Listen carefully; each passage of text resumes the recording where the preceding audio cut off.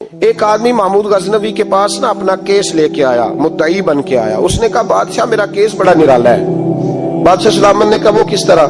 کہنے لگا یہ میرے پاس ایک تھیلی ہے، میں نہ سفر پہ جانے لگا تو یہ تھیلی پوری ہیروں کی بھری ہوئی تھی۔ فلاں علاقے کے جو قاضی صاحب ہے نا، میں جاتی دفعہ میں کہیں سفر پہ جا رہا تھا تو میں ان کے پاس چھوڑ گیا کہ رستہ لمبا ہے، کہیں کو مجھ سے چھین نہ لے، ہیروں کی بھری ہوئی۔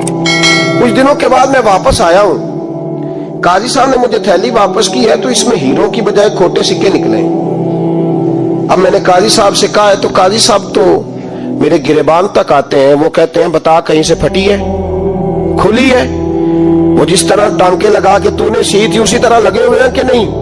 تو حضور لگے بھی بالکل اسی طرح ہے، نہ پھٹی ہے نہ کھلی ہے۔ اب میں لٹ گیا ہوں، میری کل عمر کی کمائی ضائع ہو گئی، کھوٹے سکے کہاں اور ہیرے کہاں؟ تو مہربانی کریں اور آپ کی بارگاہ میں اللہ رسول کے نام پر حلف دیتا ہوں کہ میں ہوں بالکل سچا۔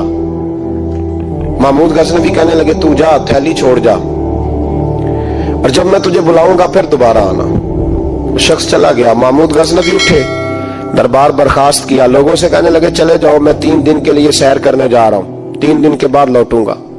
اکیلے جب رہ گئے نا محمود دربار میں تو محبوب نے چھری منگائی۔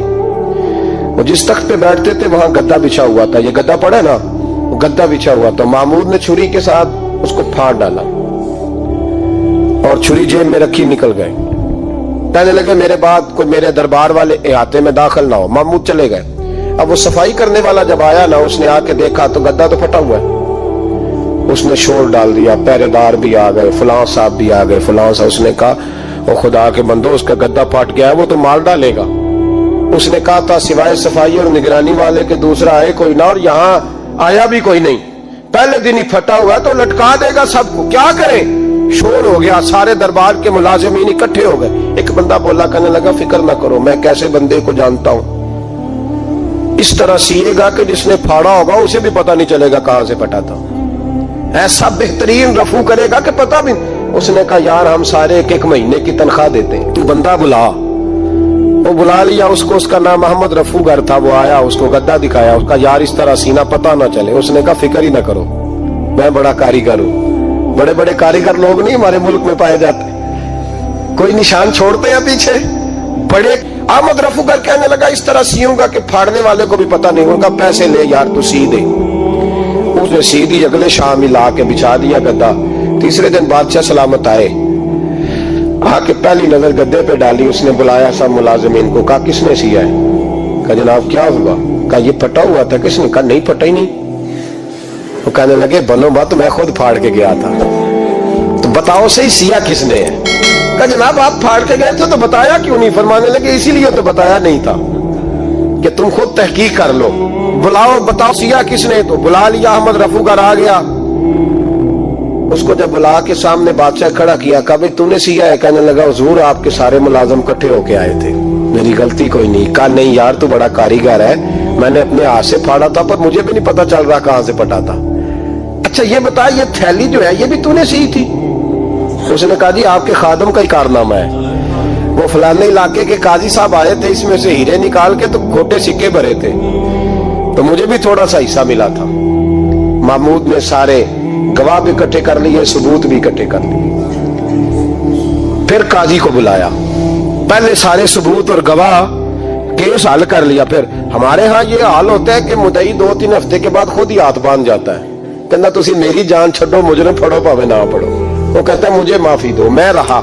ظلم ہے نا، ظلم زیادتی ہے کہ جو بیچارہ اتنے سوال مجرم سے نہیں ہوتے جتنے مدعی سے ہوتے۔ اب یقین کریں اتنے سوالات ہوتے۔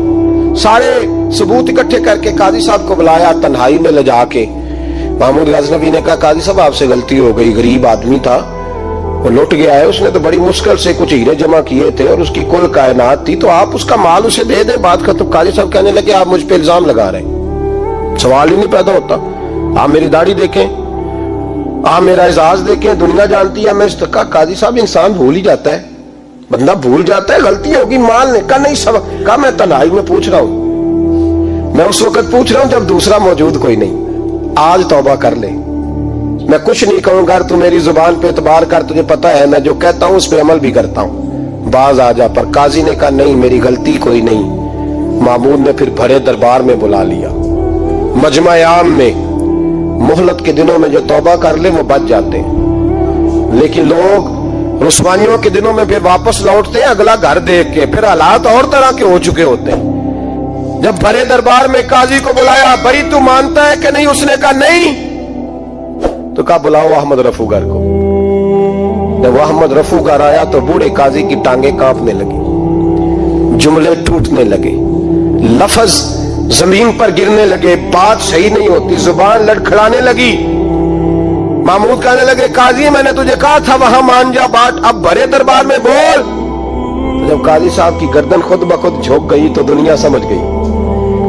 कहा निकल जा मेरे दरबार से। महमूद बोले निकल जा, इतनी तुझे इज्जत दी, इतनी बड़ी तनख्वाह दी, काजी बनाया, और ये छोटी सी रकम के लिए, थोड़ी सी रकम के लिए तू बददियानत हो गया, चल चला जा, निकल।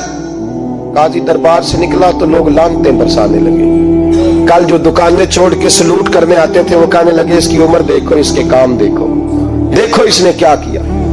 घर गया, बच्चे जिनके लिए पाप कमाया था, जिन्ना ली तू पाप कमाए हुन किथे नहीं हो तेरे घर दे, वो बच्चे कहने लगे अब्बा जी हम तो स्कूल मदरसा जाने के काबिल नहीं रहे, उम्मीद थी कि बीवी साथ देगी।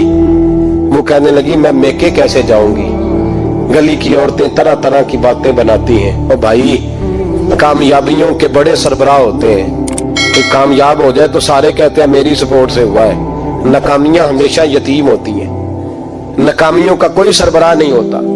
जब तक तो काजी था तो बड़े बात थी, हर बंदा कहता था रिश्तेदार है, और रुसवाई हो गई तो वो तेरी आंख हो या संगे मलामत की चुभन। कौन पहुंचा है मेरे दर्द की गहराई तक, दौरे शोहरत में तो यारों ने किया याद बहुत, साथ आया ना कोई कूचे रुसवाई तक। और मियां साहब कहने लगे सारी उम्र ही आटा गुद है, मैं लखा कीते नहीं पेड़े, अब वक्त आया ही ते मोहम्मद बख्शा कोई नहीं बैठा नेड़े। हालात ही बदल गए। काजी खामोशी से अंदर चला गया, अपनी रुसवाई समेट के बिस्तर पे लेटा। न रोटी की भूख लगी, न पानी की प्यास लगी, न नींद आई, सारी रात तड़पता रहा। सवेरे घर वालों ने दरवाजा खोला तो रूह परवास कर गई थी, दुनिया छोड़ गया। हजरत अबू नूर अलैहिर्रहमा बोले, फरमाने लगे याद रखो कभी बददियानती न करना, कभी। ये तो महमूद गजनवी की अदालत थी, कयामत में रब करीम की अदालत लगेगी। और फरमाया वहां तो गवाही देने वाला अहमद रफूगर था, कयामत में तो तुम्हारे अपने हाथ पैर गवाहियां देंगे, हमारा अपना वजूद गवाही देगा। और फरमाया यहाँ तो लानते दुनियादार बरसाते थे, वहां फरिश्ते होंगे। और काजी को तो मौत आ गई थी, कयामत में तो दोबारा मौत भी कोई नहीं आएगी, वहां तो रहना है और सहना।